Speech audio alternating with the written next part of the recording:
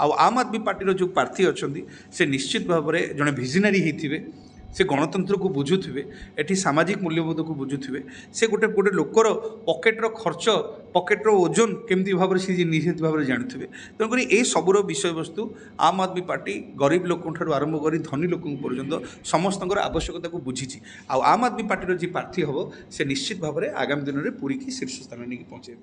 दिनक दिन पुरी रे राजनैतिक ताती बढ़िबारे लागिछि। गोटे पटे बीजेडी सुनील महांती एवं अरू पट्टनायक एवं अन्यपटे संबित पात्र एवं जयंत षडंगी एवं कांग्रेस प्रार्थी तालिका खूब शीघ्र घोषणा होगा जाऊँगी। आम आज आसी पहुँचीचु पुरीर आप कार्यालय आम सहित अच्छा संजीव महांती जे कि सभापति। तेरे चलतु राजनैतिक माहौल विषय सहित सीधासला कथा आज्ञा लोकाल टीम के स्वागत करुच्छे। धन्यवाद। पुरीर राजनैतिक माहौल को केमिति देखुछन्ति आपण?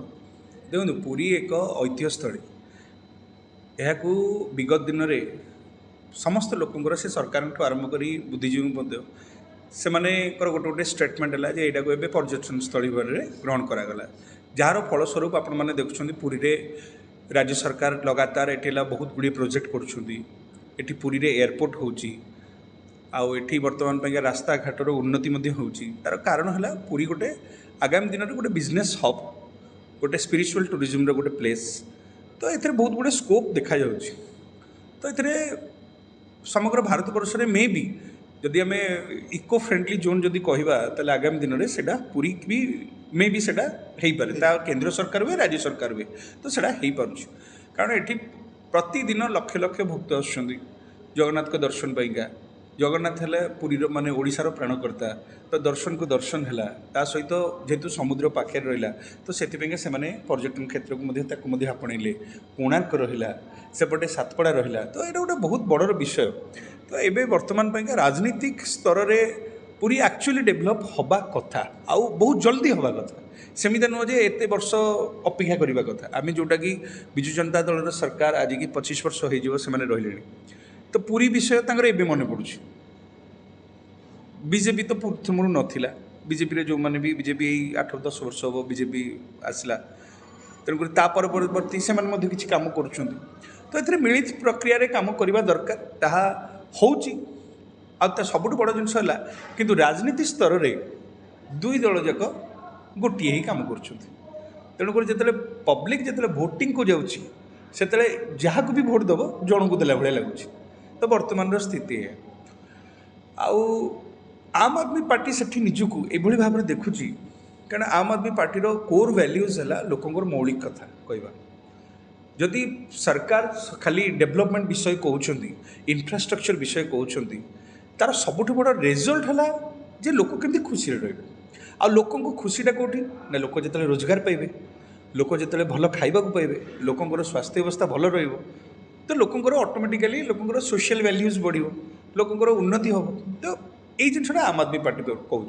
जार फलस्वरूप कि आम एपर्यंत भी जापरूँ जे लोकों हूँ कौन आप पैसा अच्छे आप पाखे सपोज मुझे कथा कहि आप पैसा अच्छे आप गोटे गाड़ी किन पारे किंतु गाड़ीटा पुणी मेंटेन करवा दरकार ना नहीं मेंटेन न करें कौन हम खराब हम पुणी गाड़ीटा किणवे केमती पैसा कौटू आस तो यहाँ गोटे बहुत बड़ विषय।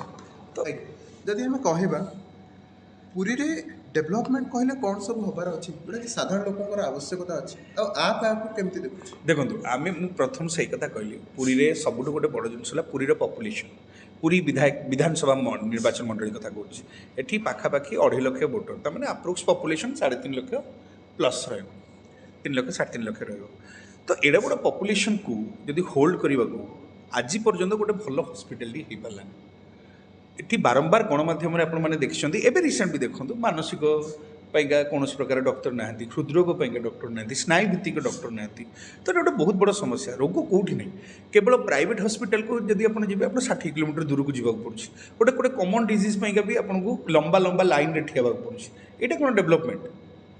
द्वितीय जदि आम पुरीर शासन व्यवस्था पत्र कहवा आज पर्यंत पुरी रे गोटे सुप्रीमकोर्टर निर्देश है जे मंदिर गोटे स्वतंत्र कारण जेहेतु श्रीमंदिर विषय वस्तु गोटे बहुत संवेदनशील विषय वस्तु गोटे स्वतंत्रतार अधिकार रहा कथा आज पर्यंत राज्य सरकार गोटे स्थायी पूर्ण शासक गोटे आनीपारे ना এটা এটা ଗୋଟେ ସବୁଠୁ ବଡ଼ ଜିନିଷ ଆମେ ବାରମ୍ବାର ଦେଖୁଛେ ଟ୍ରାନ୍ସଫର ହେଉଛି ଆସୁଛନ୍ତି କାରଣ ସୁପ୍ରିମକୋର୍ଟର ଗାଇଡ଼ଲାଇନ୍ସ ତାକୁ କେହି ଶୁଣୁନାହାନ୍ତି।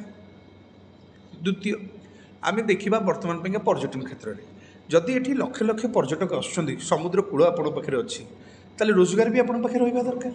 କିନ୍ତୁ ଲୋକମାନେ କରୁଛନ୍ତି କ'ଣ ଆଜିକାଲିର ମ୍ୟାକ୍ସିମମ୍ ୟୁଥ୍ସ ଆପଣମାନେ ଦେଖିବେ ଯଦି ପ୍ରାକ୍ଟିକାଲି ଆପଣ ଯଦି ଫିଲ୍ଡରେ ଦେଖିବେ କିଏ ଆପଣଙ୍କୁ ଗୋଟେ ବରା ଦୋକାନ କରୁଛି କିଏ ପକୋଡ଼ି ଛାଣୁଛି କିଏ ଆପଣଙ୍କୁ ବିରିୟାନୀ ଦୋକାନ କରୁଛି କିଏ ଟ୍ରାଭେଲ୍ସ ଏଜେନ୍ସି କରୁଛି ଆଉ ଦ୍ୟାଟୁ ସେମାନେ ପାଠଶାଠ ପଢ଼ିକି ବର୍ତ୍ତମାନ ପାଇଁକା ଏଇ କାମ ସବୁ କରୁଛନ୍ତି ଯେଉଁଟାକି ପୁରୀରେ ଗୋଟେ ବଡ଼ ଇଣ୍ଡଷ୍ଟ୍ରିଆଲ ହବ୍ ହେବା କଥା ସେଇଟାକୁ ପଛେ ଟୁରିଜିମର ହବ୍ ହେଉ କିମ୍ବା ପାଠପଢ଼ାର ହବ୍ ହୁଏ ତାକୁ ହେବା କଥା କିନ୍ତୁ ଏମାନେ କରୁନାହାନ୍ତି କାରଣ ପୁରୀରେ ଗୋଟେ ଭଲ ଭଲ କଲେଜଟି ନାହିଁ ଏସିଏସ୍ କଲେଜକୁ ଛାଡ଼ିଦେଲେ ଗୋଟେ ସରକାରୀ ସ୍ତରରେ ଗୋଟେ ଭଲ କଲେଜକୁ ଛାଡ଼ିଦେଲେ ଆଉ କୌଣସି ସେମିତି କିଛି କଲେଜ ଆଜି ପର୍ଯ୍ୟନ୍ତ ହେଇପାରିଲାନି ଯେଉଁଠିକି ଭଲ ପିଲାମାନେ ସେଠି ହେଲା ପାଠ ପଢ଼ିକି ଆଗକୁ ଯାଇପାରିବେ। ତ ରୋଜଗାର ବି ନାହିଁ ରୋଜଗାର ଆଣିବେ କେଉଁଠୁ ଆଜିକାଲିର ବର୍ତ୍ତମାନ ଯେଉଁ ପରିସ୍ଥିତି ହେଲାଣି ବର୍ତ୍ତମାନ ଖର୍ଚ୍ଚ ଯେତିକି ହେଉଛି ତା ପରିମାଣରେ ରୋଜଗାର ନାହିଁ ତେଣୁକରି ଲୋକଟେ ବାଧ୍ୟ ହୋଇକି ଋଣ କରୁଛି। ବର୍ତ୍ତମାନ ଆପଣ ଯଦି ହିସାବ କରିବେ ପୁରୀରେ ପର୍ କ୍ୟାପିଟା ଇନକମ୍ ବର୍ତ୍ତମାନ ପାଇଁ ତଳକୁ ତଳକୁ ଚାଲିଛି ଲୋକଙ୍କର ଯଦି ଜିଡିପି ଦେଖିବେ ତାହେଲେ ଆହୁରି ଖରାପ ଅବସ୍ଥାକୁ ଆସିଗଲାଣି।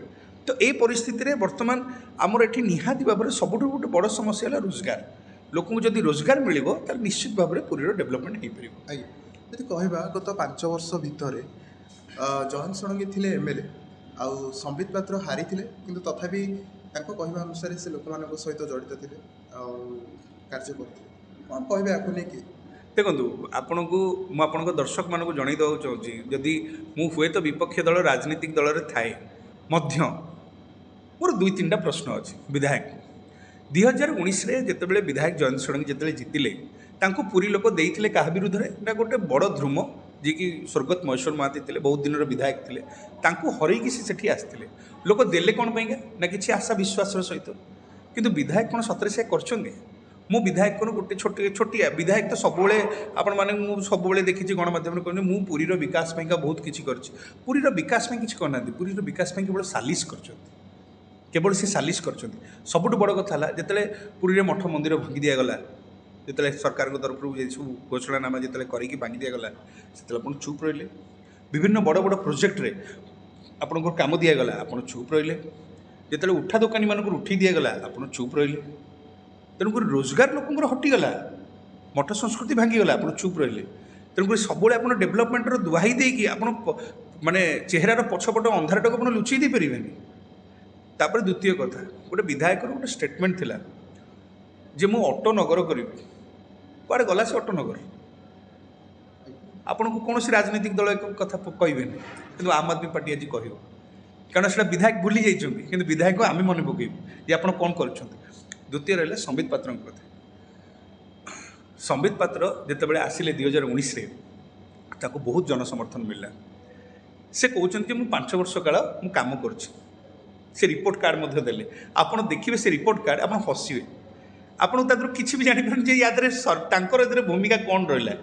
ଏଇ ମୁଁ ଉଦାହରଣ ଦେଇ କହିବି ଏଇଠି ପୁରୀର ଜଣେ ପିଲା ଚାଲି ଚାଲିକି ଯାଇକି ଯେତେବେଳେ ଦିଲ୍ଲୀ ପର୍ଯ୍ୟନ୍ତ ଦରବାରରେ ଗଲା ଏଇ ସିଦ୍ଧମାବରୀ ଅଞ୍ଚଳର ଜଣେ ଗୋଟେ ସାଧାରଣ ପିଲାଟି ସେ ଦିଲ୍ଲୀ ଦରବାର ପଟେ ଗଲେ ନା ସିଦ୍ଧମାବରୀ ରେଲୱେ ଓଭରବ୍ରିଜ୍ ପାଇଁକା ଓ ଆପଣ ସେଠି ପହଞ୍ଚିଥିଲେ ଆପଣ ସେଠି ଥିଲେ ଦିଲ୍ଲୀରେ ଆପଣଙ୍କ ସରକାର ଅଛି ଆପଣ ମନ୍ତ୍ରୀଙ୍କ ସହିତ ନେଇକି ଭେଟ କରିଦେଲେ ଏଇଟା ହେଲା ଆପଣଙ୍କର ମାନେ ତାର ମାପଦଣ୍ଡ ହେଲା ଏଇଆ।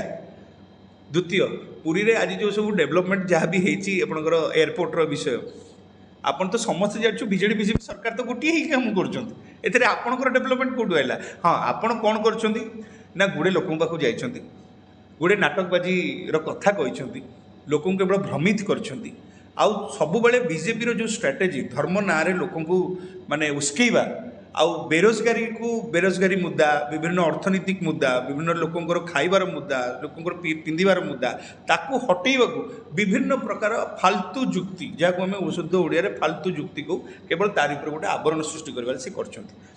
ଆପଣ ପେଣ୍ଠକଟା ଅଞ୍ଚଳରେ ଆପଣଙ୍କର ଗୋଟେ ମନେ ଥିବ ସେ ପେଣ୍ଠକଟା ଅଞ୍ଚଳରେ ଗୀତ ଗାଇକି ବହୁତ ଫେମସ୍ ହେଇଥିଲେ ଆପଣ କ'ଣ କରିଛନ୍ତି ପେଣ୍ଠକଟା ଅଞ୍ଚଳ ପାଇଁକା କେତେଟା ଲୋକଙ୍କର ସେଠି ହେଲେ ଉନ୍ନତି କରିଦେଇଛନ୍ତି କେତେଟା ଲୋକଙ୍କୁ ନେଇକି ଆପଣ ହେଲା ଜାତୀୟ ସ୍ତରରେ ନେଇକି ସମ୍ମାନିତ କରିଛନ୍ତି। ପୁରୀରେ କ'ଣ ଟ୍ୟାଲେଣ୍ଟ ନାହିଁ କେତେ ଲୋକଙ୍କୁ ଆପଣ ନେଇକି ଆଗକୁ ଯାଇଛନ୍ତି। ତ ଏଇଟା ହେଲା ଗୋଟେ ବହୁତ ବଡ଼ ବିଷୟ ମିଛର ଆବରଣ କହିକି ଆପଣ ଠକି ଦେଇପାରିବେନି।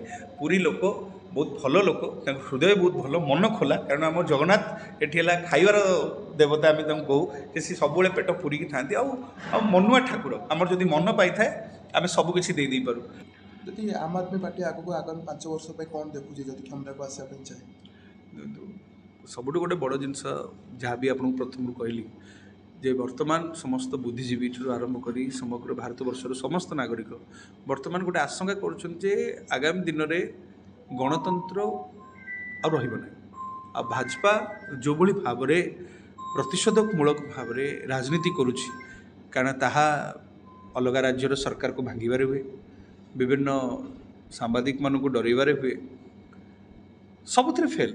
ତ ଏଇସବୁ ତା'ର ଲୁଚେଇବା ପାଇଁକା ଯେଉଁଭଳି ଭାବରେ ସେ ନୀତି ଅବଲମ୍ବନ କରୁଛି, ତାହା ନିଶ୍ଚିତ ଭାବରେ ଆଗାମୀ ଦିନରେ ଏହାକୁ ଜୋରଦାର ବିରୋଧ ହେବା ଦରକାର। କାରଣ ଯଦି ପ୍ରକୃତରେ ଯଦି ଦେଶରେ ଆମର ଶାସନ ବ୍ୟବସ୍ଥା ଯଦି ସଠିକ୍ ଭାବରେ ନ ଚାଲିବ, ତାହେଲେ ଭାରତବାସୀ ବି କେବେ ଖୁସିରେ ରହିପାରିବେନି। ତ ଏହାର ହେଲା ଏଇଟା ମୂଳ ମନ୍ତ୍ର।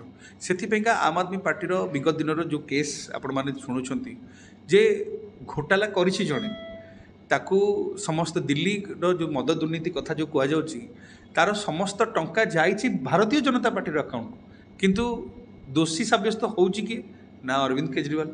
ଅରବିନ୍ଦ କେଜରିୱାଲର ସବୁଠାରୁ ବଡ଼ ଜିନିଷ ଦେଖନ୍ତୁ, ଆଜି ଲୋକଙ୍କ ପାଖରେ ଇମୋସନରେ ଆଜି ସମସ୍ତଙ୍କ ପାଖରେ ପହଞ୍ଚିଛି ଯେ ଯେଉଁ ଲୋକ ଶିକ୍ଷା ପାଇଁକା ଦିଲ୍ଲୀର ସ୍କୁଲ ପାଇଁକା କାମ କଲା, ଯେଉଁ ଲୋକ ଦିଲ୍ଲୀର ହସ୍ପିଟାଲ ପାଇଁକା କାମ କଲା, ଆଜି ସେ ଲୋକ ଭିତରେ ପଞ୍ଜାବରେ ଆଜି ଯେଉଁ ଜିନିଷ ପଞ୍ଜାବରେ ଆଜି ଯେମିତି ଭାବରେ ଡେଭଲପମେଣ୍ଟ କରାଯାଇଛି, ତା'ର ଉଦାହରଣ ସ୍ୱରୂପ ହେଲା ଅରବିନ୍ଦ କେଜରିୱାଲଙ୍କ ଆଦର୍ଶ ଆଉ ତା'ର ଆମ୍ ଆଦମୀ ପାର୍ଟିର ଯେଉଁ ନୀତି, ଶାସନ ନୀତି।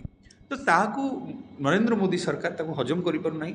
ଆଉ ସେଥିପାଇଁକା ହିଁ ସେ ଆଜି ଅରବିନ୍ଦ କେଜରିୱାଲଙ୍କୁ ଆଜି ଜେଲ୍ ଭିତରେ ପୁରେଇ ଦିଆଯାଇଛି ଆଉ ଆମ୍ ଆଦମୀ ପାର୍ଟିକୁ ଖତମ କରିଦେବାକୁ ଚେଷ୍ଟା ଚାଲିଛି। ଆଦର୍ଶ କଥା କହୁଥିଲେ ଅରବିନ୍ଦ କେଜରିୱାଲଙ୍କ, ତାର ପୁରୀ ଉପରେ କ'ଣ ଇଫେକ୍ଟ ରହିବ? ଦେଖନ୍ତୁ, ପୁରୀ ମୁଁ ଆପଣଙ୍କୁ ଯେମିତି କହିଲି, ପୁରୀ ଏକ ଐତିହ୍ୟସ୍ଥଳୀ। ପୁରୀରେ ଏଠି ଲକ୍ଷ ଲକ୍ଷ ପର୍ଯ୍ୟଟକ ଆସୁଛନ୍ତି। ପୁରୀ ଏକ ଆଗାମୀ ଦିନରେ ଗୋଟେ ବିଜନେସ୍ ହବ୍ ହେବାକୁ ଯାଉଛି, ଗୋଟେ ଟୁରିଜିମ୍ର ହବ୍ ହେବାକୁ ଯାଉଛି, ଗୋଟେ ସ୍ପିରିଚୁଆଲ୍ ଟୁରିଜିମ୍ ଯେଉଁଟାକୁ ଆମେ କହୁଛେ ତା'ର ବ୍ୟବସାୟିକ କେନ୍ଦ୍ରରେ ହେବାକୁ ଯାଉଛି। କିନ୍ତୁ ଏ ସବୁର ସତ୍ତ୍ୱେ ତାହେଲେ ପୁରୀର ୟୁଥ୍ ମାନେ ବେରୋଜଗାର କାହିଁକି? ଏଇ କୋଶ୍ଚିନ୍ର ଉତ୍ତର କିଏ ଦେବ? ଆଜି ଯଦି ଆମ ପାଖରେ ସବୁ ଅଛି, ତାହେଲେ ଆମେ ସମସ୍ତେ ଖୁସି କାହିଁକି ନାହୁଁ? ଆଜି ସମସ୍ତଙ୍କର ରୋଜଗାର କାହିଁକି କମିଗଲାଣି? ଆଉ ସମସ୍ତେ ଆଜିକାଲି ଗୋଟେ କମନ୍ ପିପୁଲ୍ ବର୍ତ୍ତମାନ ପାଇଁକା ଯିଏ ଏଠି ଯେଉଁ ମହାବିଦ୍ୟାଳୟ ଗୁଡ଼ାକ ଅଛି, ଯେଉଁମାନଙ୍କର ସେଠି ପାସ୍ ଆଉଟ୍ ହେଉଛନ୍ତି, ସେମାନେ ଚାକିରି କରିବା ପାଇଁ ବାହାରକୁ କାହିଁକି ଚାଲି ଯାଉଛନ୍ତି? ପୁରୀରେ କାହିଁକି ସେମାନେ ଚାକିରି କରିପାରୁନାହାନ୍ତି? ତ ଏଇଟା ଗୋଟେ ବଡ଼ ସମସ୍ୟା। ପୁରୀରେ ପାଖାପାଖି 5,000 ଉଠା ଦୋକାନୀ ଅଛନ୍ତି। ଆଜି ପର୍ଯ୍ୟନ୍ତ ତାଙ୍କର ଥଇଥାନ ପାଇଁକା ସରକାର କୌଣସି ପ୍ରକାର ସ୍ଥାୟୀ ଥଇଥାନ ପାଇଁକା କିଛି କରିପାରିଲେ ନାହିଁ। ତ ତା'ର ଜବାବ ଦେବ କିଏ? ଏଠି ଏତେ ବଡ଼ ମତ୍ସ୍ୟ କେନ୍ଦ୍ର ଆପଣଙ୍କର ସୁବିଧାରେ ଅଛି, ଆଜି ପର୍ଯ୍ୟନ୍ତ ସେଇ ଜିନିଷର ଡେଭଲପମେଣ୍ଟ କାହିଁକି ହେଇପାରିଲାନି?